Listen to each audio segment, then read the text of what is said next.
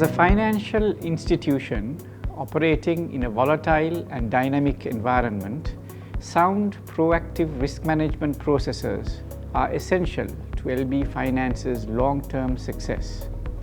Our core business lies in protecting the interests of our depositors while delivering adequate risk-adjusted returns to our investors. Therefore, LB Finance's corporate strategy remains closely aligned with our risk strategy. We approach risk differently, focusing more on steering risk than on preventing or avoiding it. During the year, many changes to the organization's risk profile were seen, mainly due to the pandemic and the declining economic conditions in the country. The credit quality of the entire industry was affected, with the non-performing loan ratio increasing to reach double digits. We are proud to say that even in a turbulent and challenging environment, the strength of LB Finance's credit risk management practices helped us to keep the credit risk to far below industry levels. One key focus area of the IRMC was to build an anti-fraud culture within the organization, where a formal mechanism for fraud risk assessment was introduced and included into the operational risk management process of the company. We also established a new branch risk assessment methodology to help identify branches with the highest operational risk.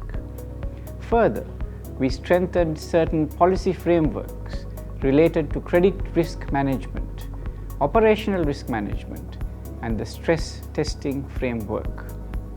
During the year under review, LB Finance's risk appetite statement was further strengthened by introducing risk limits in relation to credit concentration, related party transactions, operational risk, and investment limits. Another new development was the embedding of the Myanmar subsidiary, LB Microfinance Myanmar Company Limited, to the enterprise risk management process of the company, extending the risks to include more qualitative risk management practices, in addition to the financial risk management monitoring and reporting. The company also introduced a credit risk scoring model using artificial intelligence to help us understand customer demographics and set forth different credit risk management strategies for each identified group. During the year, understanding the importance of assessment of risk in relation to capital, we voluntarily initiated the internal capital adequacy assessment process, which is commonly known as ICAP. This requirement comes under the Basel III Accord, and it's a regulatory requirement only for banks and not for NBFIs. With the highest levels of cyber and IT-related risks, the IRMC also began to assess IT risks via a separate reporting mechanism, and we began to review it more closely.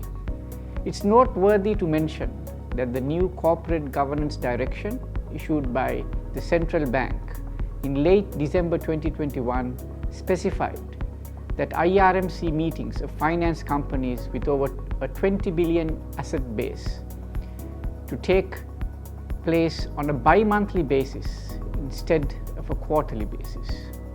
While the deadline for compliance is 2024, LB Finance remained proactive and began adhering to the requirement from January 2022. Today, as we look towards a future of uncertainty, we remain confident in sustaining our business by carefully responding to existing risks while introducing environmental, social, and governance risks to our risk appetite statement to provide a more holistic perspective across the board.